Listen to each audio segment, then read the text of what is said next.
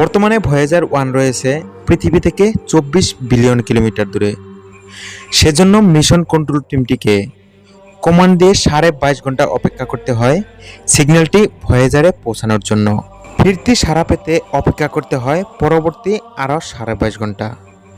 গত 14 নভেম্বর প্রকৌশলীরা প্রথম এর সমস্যা টের পান।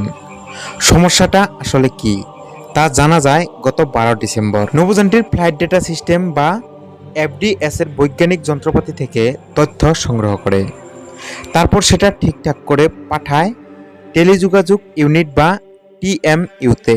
টিএমইউ সেটা সম্প্রসারণ করে পৃথিবীতে। এই এফডিএস অংশে সমস্যা হয়েছে। গত 12 ডিসেম্বর নাসার এক ব্লগ পোস্টে এই তথ্য জানা যায় সংকেতটা আটকে গেছে এক জায়গায়।